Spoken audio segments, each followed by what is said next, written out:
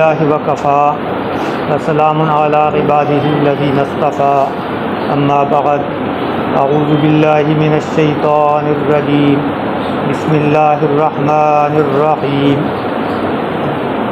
حامیم والکتاب المبین انا جعلناہ قرآنا عربیا لعلکم تعقلون وَإِنَّهُ فِي أُمِّ الْكِتَابِ لَدَيْنَا لَعَلِيٌّ حَكِيمٌ وقال الله تعالى إن هذا القرآن يهدي للتي هي أقوم قال النبي صلى الله عليه وسلم خيركم من تعلم القرآن وعلمه وقال عليه السلام ان اللہ یرفع بہذا الکتاب اقواما ویضع به آخرین اما بعد۔ یہ بڑی مبارک مجلس ہے کہ قرآن پاک کی سماعت اور قرات اس رمضان کے مہینے میں جو شروع ہوئی وہ آج کے دن یہاں مکمل ہوئی۔ ہمارے ہاں ایک رسم اور رواج بن گیا ہے کہ اس موقع کو ایک تقریب کی شکل دی جاتی ہے، اور ایسے موقع پر قرآن پاک کی نسبت سے کچھ گفتگو کرنے کا رواج ہے۔ قرآن پاک کے حوالے سے جو باتیں کی جا سکتی ہیں وہ بہت سی ہیں، ان کے بہت سے پہلو ہیں، ان کے لیے یہ ایک رات تو کیا کئی راتیں بھی ناکافی ہیں۔ بالعموم جو اہم ترین پہلو ہیں قرآن پاک کی نسبت سے وہ یہ ہیں، ایک تو قرآن پاک کا مقام، اس کی عظمت، اور دوسرا قرآن پاک کی نسبت سے ہماری ذمہ داریاں، یا دوسرے لفظوں میں قرآن کا ہم پر حق کیا ہے، ہمارا فرض کیا بنتا ہے قرآن کی نسبت سے۔ تو ان دونوں پہلوؤں پہ ہم مختصر سی بات کرتے ہیں۔ جہاں تک قرآن پاک کے مقام اور اس کی عظمت کا معاملہ ہے تو وہ یہ معاملہ ہے کہ ہم اس کا صحیح طور پر ادراک ہی نہیں کر سکتے۔ بس یوں سمجھ لیں کہ کسی چیز کی عظمت کا جو بڑے سے بڑا تصور ہو سکتا ہے، جو ہم اپنے ذہن میں سوچ سکتے ہیں، قرآن پاک کے لیے وہ بھی ناکافی ہے۔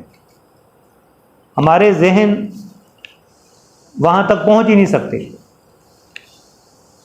یہ بالکل ایسے ہی ہے جیسے اللہ رب العزت جو مالک کائنات ہے، اگر کوئی کہے کہ مجھے اللہ کی کما حقہ معرفت حاصل ہو گئی ہے تو یہ بہت بڑا دعویٰ ہے۔ اللہ کیا ہے، اس کی قدرتیں کیا ہیں، ہم اس کا ایک تصور رکھتے ہیں، لیکن اصل اس کی حقیقت اور جیسا کہ وہ ہے اس تک ہمارے ذہن، ہماری عقلیں نہیں پہنچ سکتی۔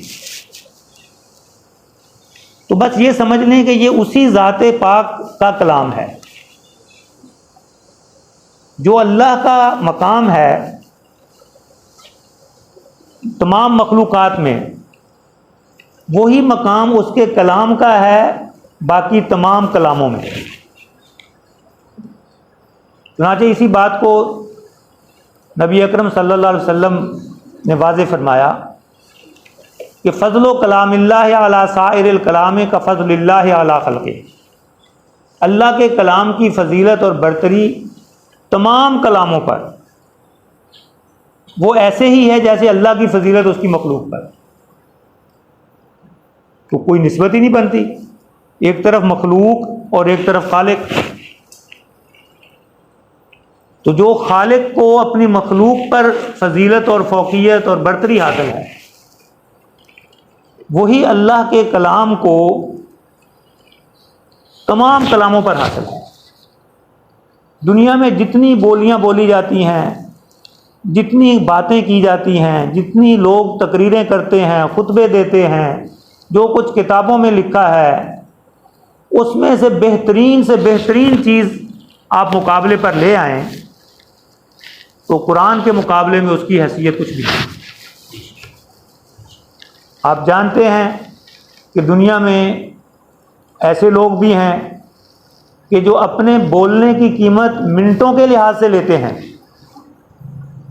ان کے کلام کو اہل دنیا ان کے بولنے کو اتنا قیمتی سمجھتے ہیں کہ وہ اتنے منٹ بولیں گے اور اتنے پیسے لیں گے۔ تو دنیا والوں کی نظروں میں ان کا کلام بڑا قیمتی ہے، لیکن اللہ کے کلام کے مقابلے میں وہ آپ نے سن لیا کہ جو اللہ کی فضیلت ہے وہ اس کلام کی فضیلت ہے،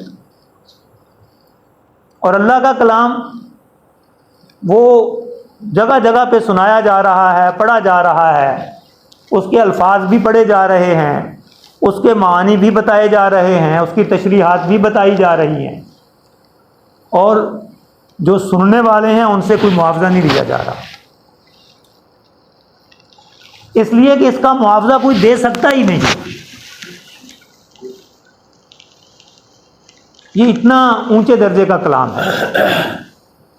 چنانچہ جو آیت مبارکہ آپ کے سامنے پڑھی، اِنَّا جَعَلْنَاهُ قُرْآنًا عَرَبِيًّا لَعَلَّكُمْ تَعْقِلُونَ، ہم نے اس قرآن کو بنایا عربی تاکہ تم اس میں عقل سے کام لو۔ تو یہاں اشارہ مل گیا کہ ہمارا قرآن کے ساتھ تعلق کیا ہونا چاہیے۔ ہم جس طرح دنیا کے باقی معاملات میں اپنی عقل کو چلاتے ہیں، عقل سے کام لیتے ہیں، اس کلام کے معاملے میں بھی ہماری عقل استعمال ہونی چاہیے اس کو سمجھنے کے لیے۔ آگے فرمایا وَإِنَّهُ فِي أُمِّ الْكِتَابِ لَدَيْنَا لَعَلِيٌّ حَكِيمٌ،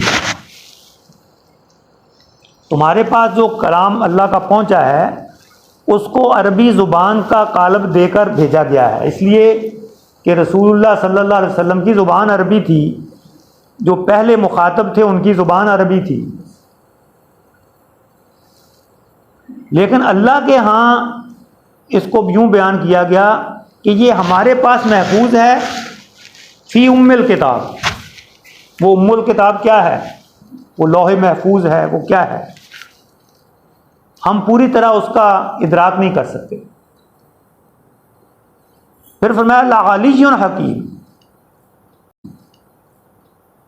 بلند مرتبہ، علی بہت اونچے مرتبے والا، حکیم حکمت سے بھرپور۔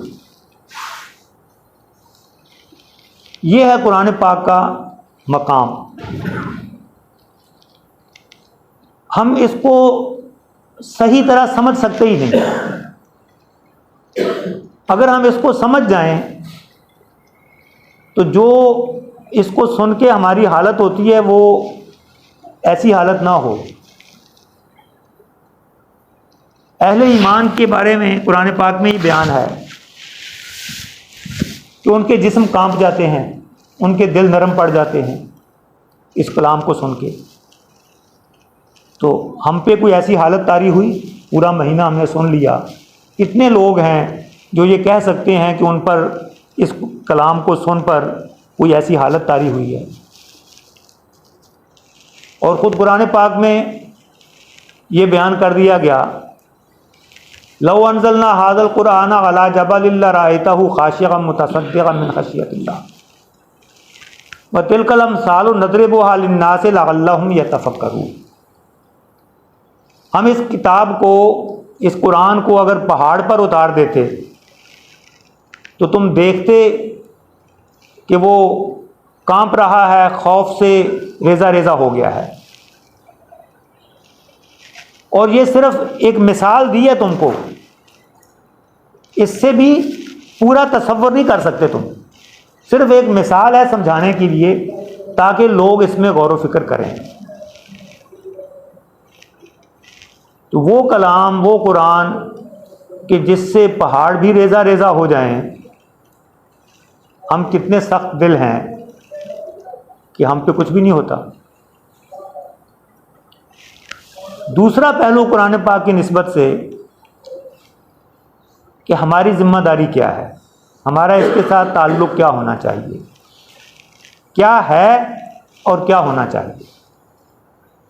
جو تعلق ہے وہ یہ ہے کہ ہم اس کا ظاہری احترام بہت کرتے ہیں، ہم اس کو اونچی جگہ پہ رکھتے ہیں،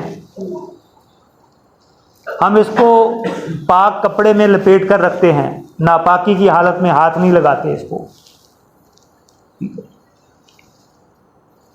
اور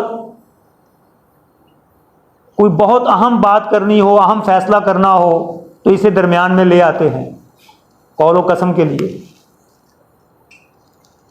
تو یہ اس کے احترام کی ظاہری شکلیں ہیں۔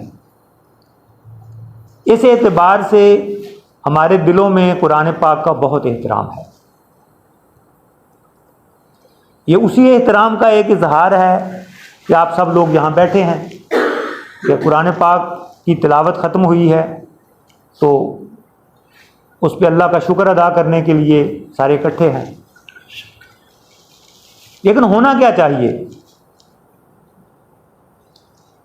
وہ یہ ہے کہ ان ھذا القرآن یہدی للتی ہی اقوم، بے شک یہ قرآن ہے جو اس راستے کا پتہ دیتا ہے جو بالکل سیدھا ہے۔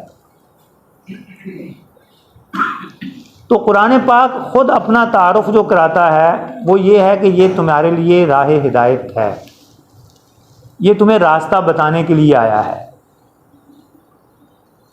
یہ صرف اس لیے نہیں آیا کہ تم اس کی تلاوت کر لو اور اس کے ایک ایک حرف پہ 10 نیکیوں کی توقع کر کے بیٹھ جاؤ۔ اس کا انکار نہیں ہے کہ اس کی تلاوت پہ ایک ایک حرف پہ 10 نیکیاں ہیں، اس کا انکار نہیں ہے، لیکن یہ بڑا ادھورا سا تعلق ہے۔ خود قرآن نے یہ نہیں کہا کہ بس تم صرف اتنا کر کے بیٹھ جاؤ، وہ تو جگہ جگہ یہ کہتا ہے کہ میں ہدایت ہوں، ھدی للمتقین، ھدی للناس وبینات من الھدی والفرقان، پوری انسانیت کے لیے ہدایت، حق اور باطل میں فرق کرنے والا۔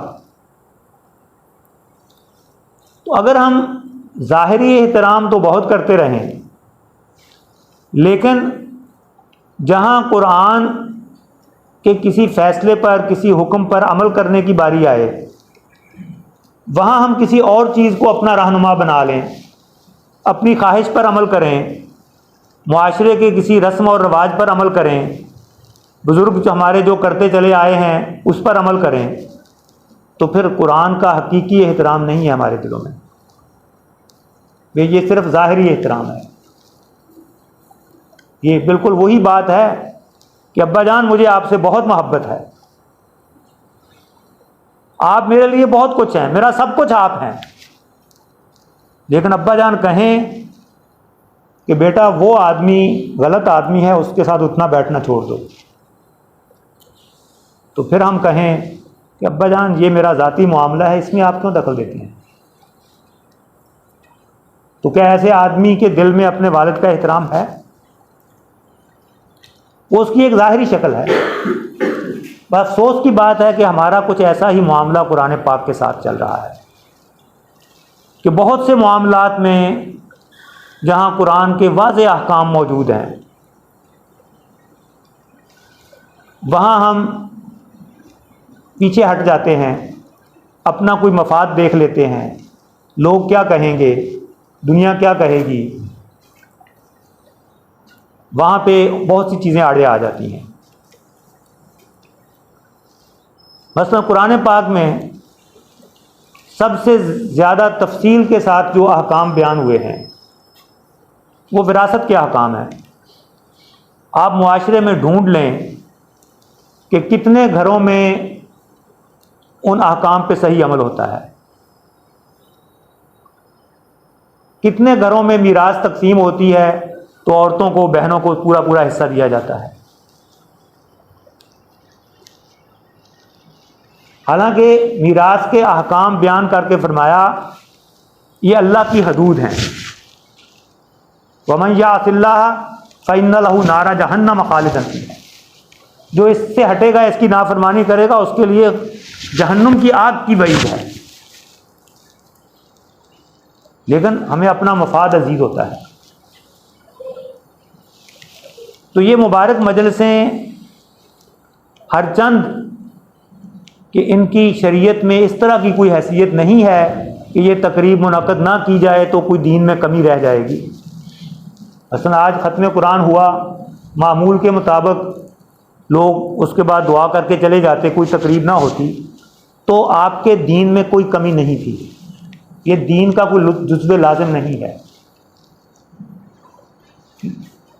کوئی فرض سنت، کوئی مستحب نہیں چھوٹنا تھا آپ کا، لیکن اس کو ہم اپنے لیے فائدہ مند اسی طرح بنا سکتے ہیں کہ ایسے موقع پر اپنے گریبانوں میں جھانکیں، سوچیں کہ ہم اپنا تعلق قرآن پاک کے ساتھ وہ کیسے بہتر کر سکتے ہیں۔ آج تک جو اس معاملے میں ہم سے کوتاہی ہوئی، اس کی آئندہ زندگی میں ہم کیسے تلافی کر سکتے ہیں۔ اگر یہ ہم نے کر لیا تو پھر یہ مجلس بڑی مفید ہے، ہم اس سے کوئی فائدہ اٹھا کر اٹھے۔ اور اگر یہ نہیں کیا، ہم نے صرف شیرینی کھا کے چلے گئے، تو پھر یہ اٹھنا بیٹھنا ہی ہے، پھر اس سے ہم نے کوئی خاص فائدہ نہیں اٹھایا۔ اللہ تعالی ہمیں اس انداز سے سوچنے کی اور عمل کرنے کی توفیق دے۔ وآخر دعوانا